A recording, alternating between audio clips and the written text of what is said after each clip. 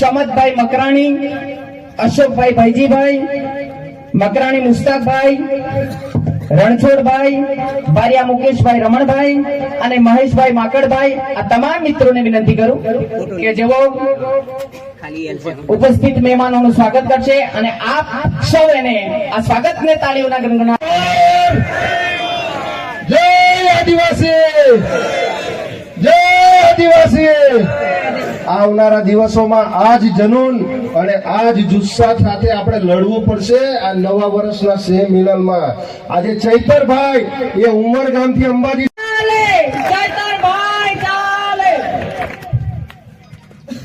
આજે નવા વર્ષના સ્નેહ મિલન કાર્યક્રમમાં ગઢ નવા ફળિયા ખાતે આયોજિત આ કાર્યક્રમમાં ઉપસ્થિત સમાજના તમામ વડીલો, આગેવાનો, સંતો, મહંતો, યુવાનો, માતા બહેનો, આયોજન સમિતિના તમામ સાથી મિત્રો, મંચસ્થ તમામ મહેમાનો, પ્રેસ મીડિયાના મિત્રો, પોલીસ મિત્રો, તમામને ચૈતર વસાવાના જય જોહાર, જય આદિવાસી, જય ભીલ પ્રદેશ, ઉલ ગુલાલ જિંદાબાદ. સાથીઓ, હું આવ્યો છું ત્યારથી જ સાંભળું છું જે પણ ભાષણ કરવા માટે આવે છે, જે પણ સ્વાગત કરવા માટે આવે છે, ચૈતરભાઈ સાહેબ, ચૈતર સાહેબ, ચૈતર સાહેબ. મિત્રો, હું તમારા જેવા જ નાના ગામમાંથી આવું છું, નાના પરિવારમાંથી આવું છું અને મારી ઉંમર પણ હજુ 36 વર્ષ છે, એટલે મને સાહેબ નહીં બનાવશો. હું તમારો ભાઈ છું, ભાઈ કહેશો તો પણ મને ચાલશે. તમે મને સાહેબ બનાવશો તો તમારું ને અમારું અંતર વધી જશે. કેમ કે આપણા સમાજના લોકોને હું સારી રીતે ઓળખું છું. સાહેબ કહીને આપણો સમાજ સાહેબથી બહુ ડરે છે. ડરે છે ને આપણા વાળા બધા. એ કલેક્ટર સાહેબ હોય, ડીડીઓ સાહેબ હોય, ટીડીઓ સાહેબ હોય, એસપી સાહેબ હોય, પીએસઆઈ સાહેબ હોય કે પીઆઈ સાહેબ હોય, સાહેબ આવે પાછળ એટલે આપણો સમાજ ડરી જાય છે. એટલે મને સાહેબ નહીં બનાવતા, મને તમારો ભાઈ રાખજો. ચાલશે ને મિત્રો? આદિવાસી એટલે કોણ? અમારા સાથી મિત્ર જગદીશભાઈએ તો કેટલાય ગીતો બનાવ્યા છે. હું સલામ કરું છું. એ પણ આપણા આદિવાસી લોક ગાયિકા ઉર્વીબેન છે, પાયલબેન છે, લોક ગાયક આપણા જગદીશભાઈ છે ને એવા કેટલાય મિત્રો આપણા સમાજના ઘણા ગીતોથી આપણી સંસ્કૃતિ ઉજાગર કરે છે, આપણી સભ્યતા. આદિવાસી કોણ હતો, એનો ઇતિહાસ શું છે, એ આવા કલાકારો ધીરે ધીરેથી આજે ઉજાગર કરી રહ્યા છે. આદિવાસી એ આદિ અનાદિ કાળથી આ ધરતી પર વસનારો એ આદિવાસી સમાજ છે. આદિ અનાદિ કાળથી ધર્મપૂર્વી સંસ્કૃતિ છે આપણી. તમે ઇતિહાસમાં વાંચી જોશો, સિંધુ ખીણની સંસ્કૃતિ, એમાં પણ આપણા અવશેષો મળેલા છે. મોહેંજો-દડોની સંસ્કૃતિ, એ પણ આપણી સંસ્કૃતિના અવશેષો મળ્યા છે. ત્યારે આજે ઘણા લોકો વનવાસી વનવાસી કહે છે, પણ વનવાસી નથી. અનાદિ કાળથી વસનારો આદિવાસી એ મૂળ માલિક આ ધરતીનો છે, આ દેશનો છે.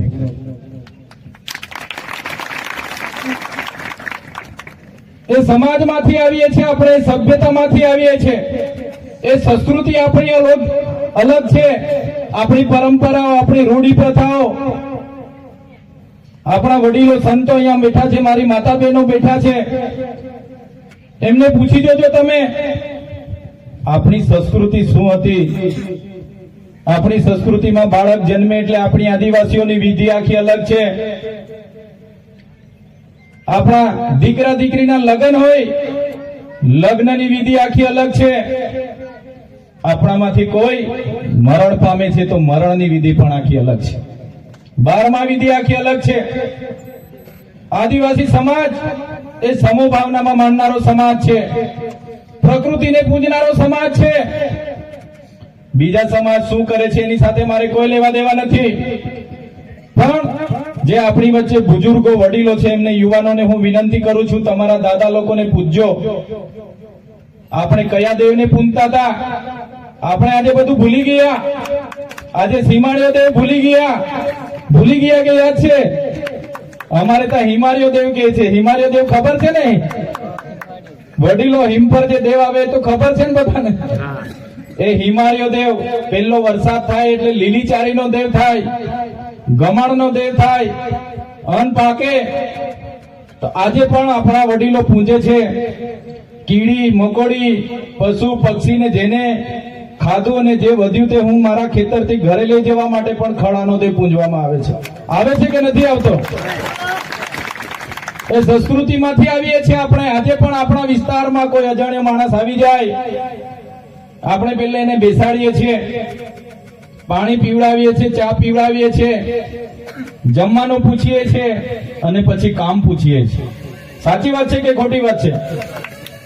જ્યારે તમે અહીંથી આગળની વિસ્તારમાં જજો, ડભોઈ બરોડા જજો, અમદાવાદ જજો, સુરત જજો, તમે જેવા દરવાજા પર જશો પહેલી તમને કઈ જાતિના પૂછવામાં આવશે? આવશે કે નહીં આવશે? આવે છે કે નથી આવતું? ત્યારે કહેવાનો મતલબ મારો એવો છે કે આપણે એક ગૌરવશાળી ઇતિહાસમાંથી આવીએ છીએ, જેનો ઇતિહાસ તમે રામાયણ ઉઠાવીને વાંચી લેશો, એમાં પણ સબરી માતાનો ઉલ્લેખ આવે છે. સબરી માતા કોણ હતી? તો આદિવાસી ભીલડી હતી. તમે મહાભારત ઉઠાવીને વાંચો, એમાં એકલવ્યનો જિક્ર કરવામાં આવ્યો છે, જેણે અંગૂઠો કાપીને આપી દીધો. એકલવ્ય કોણ હતા? આદિવાસી હતા. તમે નિષાદનો ઇતિહાસ વાંચો, એ આદિવાસી હતા. એવી જ રીતે તમને કેમ છું, તમે મહારાણા પ્રતાપનો ઇતિહાસ વાંચી લેજો. જ્યારે મહારાણા પ્રતાપને એમના પોતાના સગાભાઈએ સહકાર નથી આપ્યો, ત્યારે પૂંજા ભીલ પોતાની સેના લઈને ગયેલા, એ આપણો ઇતિહાસ છે. તમે શિવાજીનો ઇતિહાસ વાંચી લેજો. શિવાજી સાથે જે દુધાભીલની આખી સેના હતી, એ ઇતિહાસ આપણો છે. તમે આખો ઇતિહાસ વાંચજો અને દેશની આઝાદી પણ સૌથી વધારે સૌથી પહેલા કોઈ લડ્યા હોય તો એ આપણા પૂર્વજો હતા. એ ટાટિયા ભીલ હોય, ખાજ્યા નાયક હોય, તિલકા માંઝી હોય, બિરસા મુંડા હોય કે ઝલકારીબાઈ હોય કે ગુરુ ગોવિંદગીરી હોય, એ આપણા આદિવાસીઓ હતા. અને અંગ્રેજો સામે પણ આપણા લોકો ઝૂક્યા નથી અને અંગ્રેજો સામે પણ આપણા પૂર્વજો લડ્યા છે. મિત્રો, આપણો ઇતિહાસ આપણા લોકો ભણેલા ગણેલા નતા એટલે ચોપડામાં આજે નથી. નાના નાના રજવાડાઓ આ વિસ્તારમાં ભીલ રાજાઓના હતા. વિદેશોમાંથી અતિક્રમણોથી આક્રમણો થયા. હુણો આવ્યા, ડચ આવ્યા, અરબ આવ્યા, મુગલો આવ્યા, આર્યો આવ્યા, અંગ્રેજો આવ્યા, પોર્ટુગીઝો આવ્યા, સ્પેનિશો આવ્યા અને ધીરે ધીરે આપણા દેશ પર ગુલામી આવી. ગુલામી માટે, આઝાદી માટે પણ આપણા પૂર્વજો લડ્યા. દેશના વિકાસ માટે પણ આપણા લોકોએ ખૂબ મોટું યોગદાન આપ્યું છે. આ વિસ્તારમાં જ્યારે નર્મદા ડેમ માટે જમીનની જરૂર હતી તો આપણા આદિવાસીઓએ ગામડા ખાલી કર્યા છે. આ વિસ્તારોમાં નેશનલ હાઈવે હોય, રેલવે હોય, હાઈ ટેન્શન લાઈનો દેવાની હોય કે નહેરો કાઢવાની હોય, આ વિસ્તારમાં જીએમડીસી લાવવાની હોય કે જીઆઈડીસી લાવવાની હોય, જ્યારે પણ દેશના વિકાસની વાત આવી છે ત્યારે આદિવાસી સમાચારમાં આવ્યું હતું, તમે જોયું હતું ને?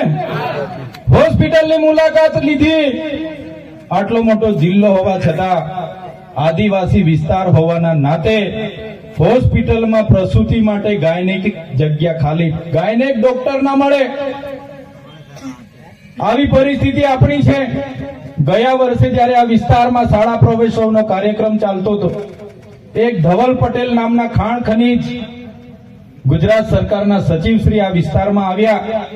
એમણે પણ સરકારને રિપોર્ટ કર્યો કે આ વિસ્તારમાં શિક્ષકો નથી, શાળાઓ નથી. હું થોડા વખત પહેલા આ વિસ્તારમાં મુલાકાતે હતો ત્યારે એક આદર્શ નિવાસી શાળાની મુલાકાતે ગયો. એ વિસ્તારમાં મુલાકાતે ગયો ત્યારે ત્યાં તમામ શિક્ષકો હિન્દી ભાષીના હતા.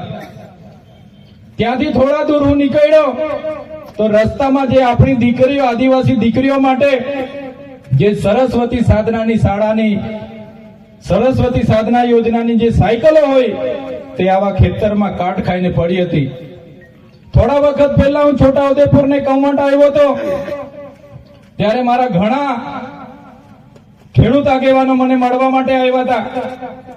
એમણે કીધું કે સાહેબ, અમારી નદીમાં જ અમે ટ્રેક્ટર લઈને રેતી કાઢવા માટે ગયા હતા, અમારું ઘર બાંધવાનું છે, અમારા ટ્રેક્ટરો જમા કરી લીધા છે, અમને છોડાવી આપો. તો એક બાજુ હજારો ટન રેતી અહીંથી નીકળીને જતી હોય અને અમારા લોકો લેવા જતા હોય ત્યારે ટ્રેક્ટરો જમા કરી દેવામાં આવે. થોડા વખત પહેલા હું કૌવાટના તુરખેડા વિસ્તારમાં મુલાકાત માટે આવ્યો તો એક બેન પ્રસૂતિમાં હતી, સગર્ભા હતી અને પ્રસૂતિની પીડા થઈ અને એટલી પીડા થઈ તમે કલ્પના કરો કે રોડ નહીં હોવાના કારણે 108 નહીં પહોંચવાના કારણે આપણી બેનનું રસ્તે મૃત્યુ થઈ ગયું. ત્યારે મેં કહેવા માંગુ છું કે આપણે મૂળ માલિક છે. આપણે દેશની આઝાદીમાં આપણા પૂર્વજો શહીદ થઈ ગયા, દેશના વિકાસમાં આપણે આટલું બધું આપ્યું, તો કેમ આ સરકારો આપણી સાથે આ અસમાનતા કરે છે? એનું પણ આપણે ચિંતન મનન કરવું પડશે અને આવનારા દિવસોમાં એના માટે પણ આપણે બધા એક થઈને અવાજ બનવું પડશે. આજે તમે બધા અલગ અલગ પાર્ટીઓમાં, અલગ અલગ ધર્મ સંપ્રદાયોમાં, અલગ અલગ સંગઠનોમાં આપણે બધા વેચાયેલા છે. આજે મોટા રાઠવા, નાના રાઠવા, ડામોર, ગામેઠી, બારિયા, વસાવા, ચૌધરી, ગામિત બધા આપણે એકબીજાને નજીક નથી આવતા, એકબીજા ભેગા નથી થતા. એટલા માટે જ આજે આદિવાસીઓનું રાજકીય ક્ષેત્રમાં કોઈ આપણું કોઈ સાંભળતું નથી. એટલા માટે જ અમે તમને કહેવા માંગીએ છીએ મિત્રો કે પાર્ટી, પક્ષ, સંગઠન કે નાતી જાતિ બધું સાઈડ પર મૂકીને આપણી આદિવાસી છે, આદિવાસી બચાવવા માટે આપણે બધાએ નીકળવું પડશે. તૈયાર છો બધા? સૌપ્રથમ આપણે આદિવાસી છે. આજે હું ધારાસભ્ય બન્યો છું તો ધારાસભ્યમાં કદાચ મને કોઈ પાર્ટી ટિકિટ આપી દેતે પણ મારો આદિવાસીનો જાતિનો દાખલો હું નહીં મૂકતે તો આજે મારું ફોર્મ પાસ થવાનું હતું ભાઈ. મેં જાતિનો દાખલો નહીં મૂકતે તો આજે મારું ફોર્મ પાસ થતે? જોરથી બોલો ભાઈ, ખબર હોય એ લોકો. મને કોઈ પણ પાર્ટી ટિકિટ આપી દેતે કે ચૈતરભાઈ તમે ડેડિયાપાડા વિધાનસભા લડો અને મારો આદિવાસીનો દાખલો, જાતિનો દાખલો મેં ફોર્મમાં નહીં જોડું તો મારું ફોર્મ પાસ થવાનું હતું? નતું થવાનું ને. એટલે જ કેમ છું, આજે જયારે અમે અમારા આદિવાસીના દાખલા પરથી ધારાસભ્ય બન્યા છે ત્યારે જ અમે સમાજનું બોલીએ છીએ, ત્યારે જ આખું ગુજરાત આજે ચૈતર વસાવાને ઓળખે છે.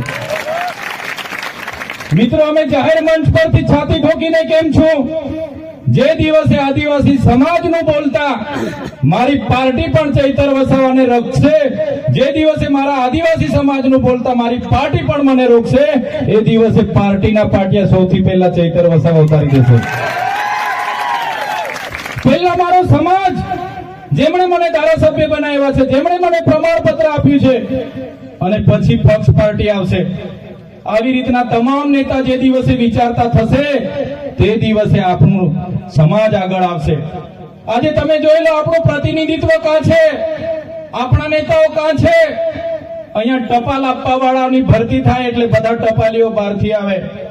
અહીંયા તલાટી ક્લાર્કની ભરતી થાય એટલે બધા લોકો બહારથી આવે. અહીંયા ગ્રામ સેવકની, ટીડીઓની, મામલતદારની ભરતી થાય બધા લોકો બહારથી આવે. અહીંયા એક ભીડગાળની પણ ભરતી થાય છે, એ ભીડગાળો પણ બધા બહારથી આવે. આવે છે કે નથી આવતા? જે લોકો બહારથી ભરતી થઈને આવે છે એ બિચારાને એટલી ખબર નથી રહેતી આ હાથ છે, હેજડો છે, મોવડો છે કે ખાકરો છે, તો પણ એ લોકો લાગી જાય છે. તો શું આપણા છોકરાઓ નહીં લાગે? આપણા છોકરાઓ કાબિલ નથી છે, પણ કેમ નથી લાગતા? કેમ કે બધા જ નેતાગીરીમાં આપણા લોકોનું ઉપજતું નથી. એટલા માટે કેમ છો, આપણે બધા એક થઈને આગળ આવવું પડશે, તે દિવસે આદિવાસી સમાજ એક થશે. મિત્રો, અહીં ઉપસ્થિત તમામ મારા યુવાન મિત્રોને પણ હું વિનંતી કરું છું, ભાઈ તમારા ભણવાનો સમય છે, ભણો સાનામાના, બરાબર છે, ભણો, તમારું કેરિયર બનાવો, તમારી યુવા શક્તિનો, તમારો જોમ, જુસ્સો, સાહસનો ઉપયોગ તમારા કેરિયર બનાવવા માટે વપરો. તમારા મમ્મી પપ્પાએ ખેતી મજૂરી કરીને તમને ભણાવે છે. માત્ર હારા આઈફોનના મોબાઈલ લઈ માંગવાથી, હારી ગાડીઓ લઈ માંગે છે અને જલસા કરે, પાર્ટીઓ કરે, બર્થડે ઉજવે અને આવી મોટી મોટી બેન્ડ પાર્ટી, ડીજે મંગાવે છે, આખી રાત નાચે તો પણ થાકે નહીં. કીધું ને આગળ ભાઈએ.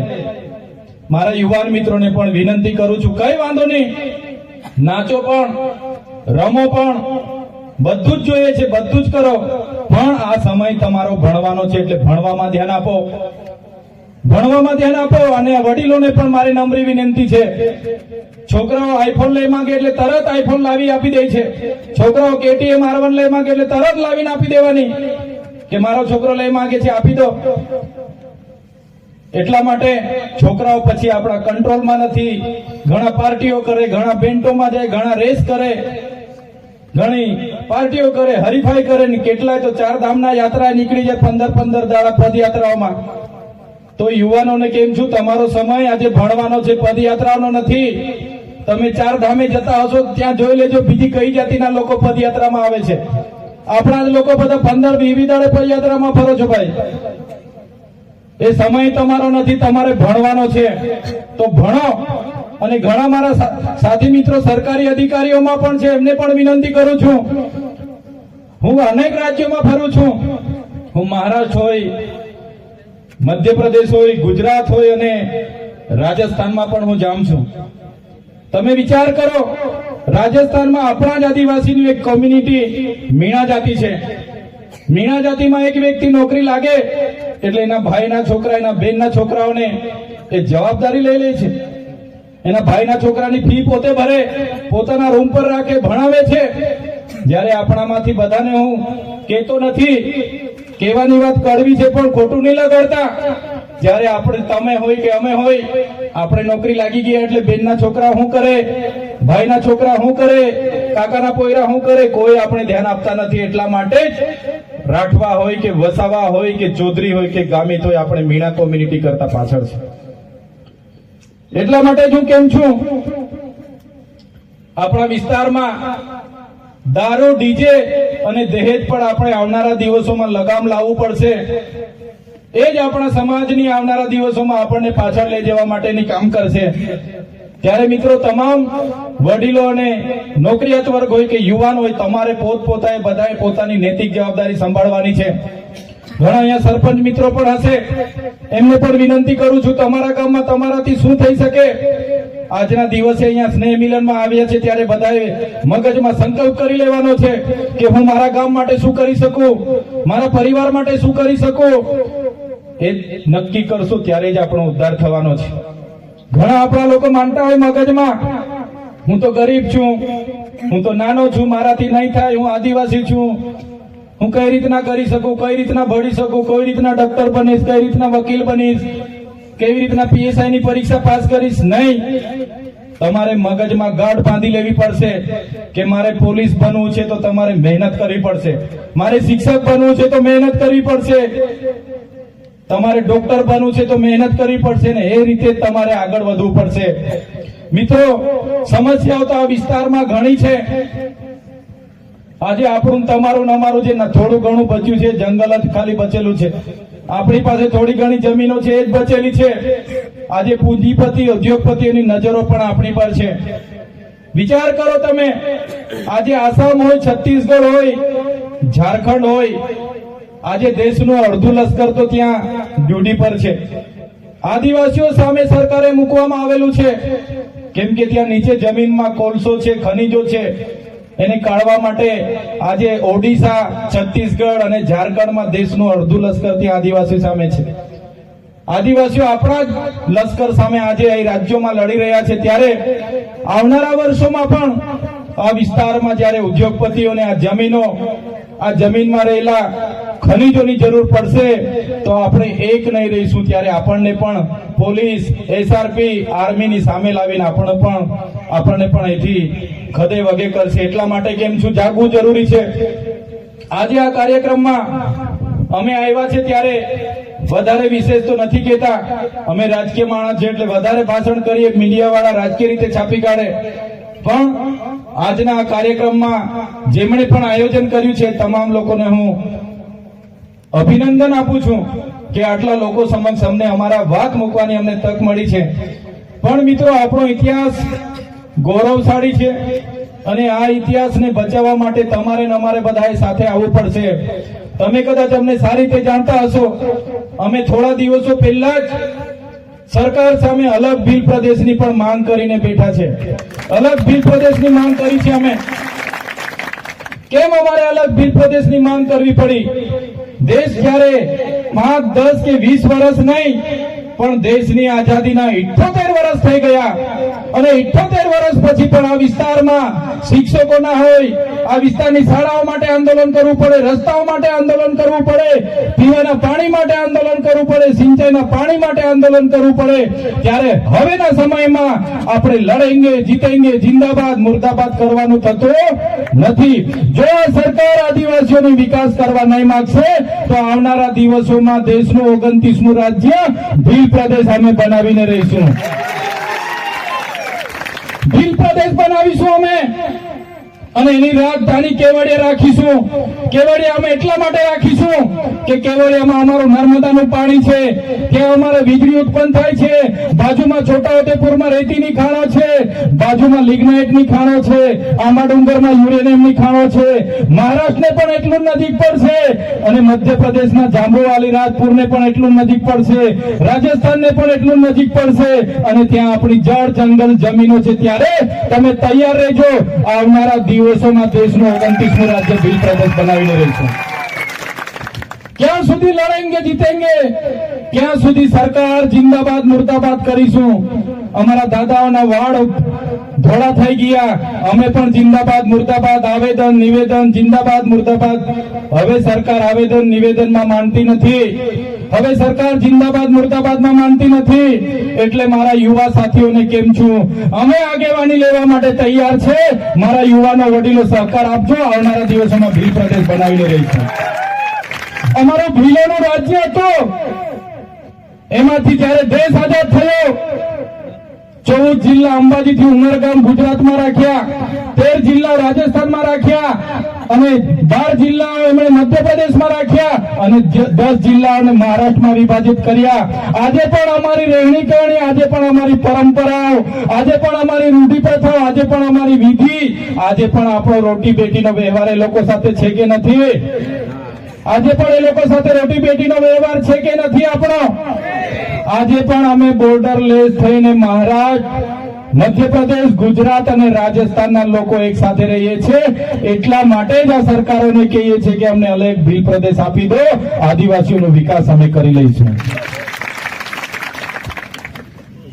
આટલી મોટી રોયલ્ટી અમે સરકારમાં જમા કરતા હોય અને અમારા લોકો આજે પણ શિક્ષક માટે આંદોલન કરે, અમારા બાળકો માટે અમારા જેવા ધારાસભ્ય ધરણા પર બેસે અને જ્યારે પણ હાઈવેમાં જમીનો જોઈએ, જ્યારે પણ રેલવેમાં જમીનો જોઈએ, જ્યારે પણ નહેરોમાં જમીનો જોઈએ, મફતના ભાવે અમારા લોકોની જમીનો છીનવી લેવામાં આવે છે. કેમ સરકારને ખબર નથી? અહીંયા રસ્તા નથી, અહીંયા પાણી નથી, અહીંયા નલ સે જલમાં પાણી નથી આવતું, અહીંયા રેતી રોયલ્ટીમાં ડીએમએફ ફંડનો ભ્રષ્ટાચાર થાય છે. સરકારને બધું જ ખબર છે મિત્રો, પણ સરકાર આ કરવા માંગતી નથી. એટલે આજે દેશ અને ગુજરાતમાં આદિવાસીઓની પરિસ્થિતિ ખૂબ ખરાબ છે. આજે તમે જોઈ લો, ગુજરાતમાં આપણે 15% આદિવાસી છે, દેશમાં આપણે 8% આદિવાસી છે, તો દર 7 વ્યક્તિ એક આદિવાસી ગુજરાતમાં છે. તો દર 7 જજમાં એક જજ આપણો હોવો જોઈએ કે નહીં હોવો જોઈએ? દર 7 જજમાં એક આદિવાસી જજ હોવો જોઈએ કે નહીં હોવો જોઈએ? દર 7 કલેક્ટર એસપી માં એક આપણો આદિવાસી હોવો જોઈએ કે નહીં હોવો જોઈએ? દર 7 રિયલ એસ્ટેટના બિલ્ડરોમાં એક આપણો બિલ્ડર હોવો જોઈએ કે નહીં હોવો જોઈએ? દર 7 મામલતદાર ટીડીઓમાં આપણો એક આદિવાસી હોવો જોઈએ કે નહીં હોવો જોઈએ? દર 7 પીઆઈ પીએસઆઈ માં એક આપણો હોવો જોઈએ કે નહીં હોવો જોઈએ? કેમ નથી? એનું ચિંતન અને મનન આપણે કરવું પડશે. કેમ કે આપણને આ લોકોએ સારા શિક્ષકો નથી આપ્યા, સારી શાળા નથી આપી. બાકી મારા યુવાનો તો એટલા હોશિયાર છે, એમને જો સારા શિક્ષક મળી જાય, એમને સારી શાળા મળતે, તો મારા યુવાનો પણ આજે આઈએસ આઈપીએસ બનીને આપણી વચ્ચે આવીને ઉભા રહેતે. સરકારે જાણી જોઈને આજે રિયલ એસ્ટેટમાં આપણો એક પણ માણસ નથી, પણ તમે બરોડા, સુરત, અમદાવાદમાં જશો 90% આદિવાસી મજૂર તમને મળી જશે. આ પરિસ્થિતિ ઉભી કરી છે આ સરકારોએ. એટલા માટે અમે કહીએ છીએ, અમે તો ભણેલા ગણેલા લોકો છે, એ લડત અમે સમજી વિચારીને આગળ વધાવી રહ્યા છે. ત્યારે જો આ સરકારો આદિવાસીઓનો વિકાસ નહીં કરશે તો આવનારા દિવસોમાં ભીલ પ્રદેશ અમે ખોચી લેવાના છે, એની રાજધાની કેવડિયા બનાવવાના છે. તમે તૈયાર થઈ જજો. આજે વડોદરામાંથી છોટાઉદેપુર છૂટું પડ્યું, આગળ તમે અમને બધાને ફાયદો થયો કે ખોટ ખાઈ? આપણો વડોદરા જિલ્લો હતો, એમાંથી છોટાઉદેપુર છૂટો પડે તો આપણને બધાને ફાયદો થયો ને?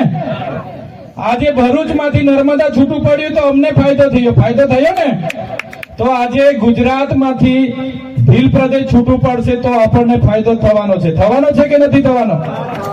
એટલા માટે જ અમે ભીલ પ્રદેશ માંગીએ છીએ. આજે અમેરિકા જેવા દેશમાં આપણા કરતા ઓછી વસ્તી છે, છતાંય 50 રાજ્ય છે. એટલા માટે સુચારુ વહીવટ થાય એના માટે આવનારા દિવસોમાં અહીંયા અમે ભીલ પ્રદેશ બનાવવા જઈ રહ્યા છીએ. મિત્રો, સરકારો ગરીબ કલ્યાણ મેળાઓ કરશે, નલ સે જલ લાવશે, પણ એમના મળતિયાઓ માટે છે. આજ દિન સુધી આપણને નળમાંથી પાણી આવ્યું. ગરીબ કલ્યાણ મેળાઓમાં બોલાવશે, પાવડાઓ ને ટીકમ ને ટગારા જ આજ દિન સુધી આપણને આપ્યા છે ને? ગરીબ કલ્યાણ મેળામાં આજ દિન સુધી આદિવાસીઓને પાવડા ટીકમ ને ટગારા જ આપ્યા છે. એટલા માટે કેમ છું, હવે પાવડા ટીકમ ટગારા પર અપેક્ષા નહીં રાખતા. હવે 5 કિલો ચોખા માટે લાઈનો પર ઉભો રહેવા માટે ટેવાવી દીધા છે. બેંકમાં લાઈનો, ચોખા માટે લાઈનો, દવાખાને લાઈન, મામલતદારમાં લાઈન, કલેક્ટરમાં લાઈન, ક્યાં સુધી લાઈન પર રહેવાનું છે? એટલા માટે જ આવનારા ભવિષ્યમાં તમને હું વિનંતી કરું છું, પક્ષ, પાર્ટી, ધર્મ, સંપ્રદાય, સંગઠનો બધા ઘરે મૂકીને એક થવું પડશે. વસાવા, રાઠવા, ગામેઠી, ચૌધરી, ડામોર, બારિયા, અંદર આપણે બધા લડાયા કરીએ છીએ. એ પણ આપણે ભૂલીને આવનારા ભવિષ્યમાં એક થશું તો જ આગળ વધીશું. અને આજે મારા વચ્ચે કલાકાર મિત્ર મારા ભાઈ શ્રી જગદીશભાઈ પણ છે. એમને પણ હું વિનંતી કરું છું, ભાઈ, અડધી પાટલી પાજી દે એવા ગીતો હવે નહીં બનાવતા ભાઈ. ઘણા કલાકાર મિત્રો અડધી પાટલી પાજી દે, અડધી પાટલી પાજી દે એવા પણ ગીતો બનાવ્યા છે. આ અડધી પાટલીમાં તો આપણા બધા જુવાને અડધા થઈ ગયેલા છે. મેં ડેડિયાપાડામાં એક ભાષણ આપ્યું હતું. ત્યાં એક અમારી બહુ બધી પાર્ટીઓ છે, 17 જાતની પાર્ટીઓ છે. કોઈ 1.5 લાખ લે, કોઈ 2 લાખ લે, કોઈ 1,80,000 લે. મેં કીધું ભાઈ આટલામાં તો એક વ્યક્તિનું લગ્ન થઈ જાય, પેન્ટને આપી એટલામાં. થાય કે નહીં થાય? મેં કીધું ભાવ ઓછો રાખો, તમારું ડીજે ઓછું રાખો, ગાયન ઓછા ગાઓ, કલાકારો ઓછા રાખો, પણ થોડો ભાવ નોર્મલ કરો. તો એ લોકોએ પાછા કોઈ સાંસદે આપ્યું કે ભાઈ ચૈતરભાઈ આ વિરોધ કરે છે. ભાઈ, મારો વિરોધ નથી. હું મારા ઘરે જેટલી વાર પ્રોગ્રામો થાય, ઉર્વીબેનને પૂછી લેજો, દરેક પ્રોગ્રામમાં હું આદિવાસી કલાકારોને જ બોલાવું છું. હું ક્યાંય કોઈનો વિરોધ કરતો નથી, પણ અમને 2 લાખ નહીં પહોંચતા યાર. અમારા બાજુના બધા ગરીબ છે, એ બાજુના કદાચ મલદાર હશે તો 2 ના 3 લાખ આપી દેજો, અમને વાંધો નથી. પણ અમારા વિસ્તારમાં બેન્ડ અને ડીજે ના ભાવ પણ ઓછા કરજો, એ બધાને વિનંતી કરું છું. યુવાનોને ખાસ, તમારો ટાર્ગેટ તમારી નોકરીનો છે. 11 વાગ્યાથી નાચો, જથર વથર. હમણાં તો મારી બહેનો પણ આ ખભા પર ચડીને નાચે છે બરાબર. આ આપણી સંસ્કૃતિ નથી ખભા પર નાચવાની, આપણી સંસ્કૃતિ જોલી વાગીને નાચવાની છે. બરાબર છે? એટલે આપણી સંસ્કૃતિને પણ આપણે જે દિવસે ભૂલી જઈશું ને, તે દિવસે આપણે આદિવાસી તરીકે તમારે સાબિત કરવા માટે ફાફા પડી જવાના છે. આજે 3 પેઢીના દાખલા માંગે છે, 14 જાતના પુરાવા માંગે છે કે ભાઈ તમે આદિવાસી છો કે કેમ? મારી વાત ખોટી છે કે સાચી છે? આજે જાતિનો દાખલો કઢાવવા જાજો. આપણા બાપ દાદાઓ અહીંયા મરીને જતા રહ્યા, દેવ બની ગયા, પણ આજે પણ આપણે આદિવાસી તરીકે સાબિતી માંગે છે. 14 જાતના પુરાવા માંગે છે, 3 પેઢીના પુરાવા માંગે છે કે તમે આદિવાસી છો કે કેમ? આવનારા દિવસો એ દૂર નથી કે આપણી લગ્ન વિધિ, પૂજા વિધિ, આપણી મરણ વિધિ, જન્મ વિધિ બધી સાબિતી કરવી પડશે. એટલા માટે જ હું તમને વિનંતી કરું છું કે આપણી સંસ્કૃતિ પણ જાળવો, આપણી પરંપરા, આપણી રૂઢી પ્રથા, આપણી પૂજા વિધિ. આપણે સૂર્યને પૂંજતા હતા, ચાંદને પૂંજતા હતા, આપણે વાયુ, નદી, નાળા, પહાડ, ઝાડ, વાઘ બધાને પૂંજતા હતા. એને પણ આપણે ભૂલવાનું નથી. ત્યારે જ આપણી પ્રકૃતિ સાથેનો નાતો આપણો અજોડ રહેશે. તો મિત્રો, વધારે વિશેષ નથી કહેતા. આજે તો સ્નેહ મિલનનો કાર્યક્રમ હતો, છતાંય મારા મિત્ર જગદીશભાઈ હોય, નિરંજનભાઈ હોય, ડોક્ટર જયરામભાઈ હોય, તમામ મિત્રોને મળીને આજે આનંદ થાય છે. સાથે સાથે અમારે ત્યાં પણ સામાજિક પ્રસંગો એવા બની ગયા કે અમે ઘણા લેટ આવ્યા, છતાં તમારો બધાનો ઉમંગ અને ઉત્સાહ જોઈને અમને પણ 2 વધારે વાતો કરવાની તક મળી. આ આયોજન કરનાર તમામ ટીમને હું અભિનંદન આપું છું. સાથે સાથે દૂર દૂરના ગામથી પોતાના સ્વખર્ચે અહીં ઉપસ્થિત થયેલા મારા યુવાન સાથીઓ, મારા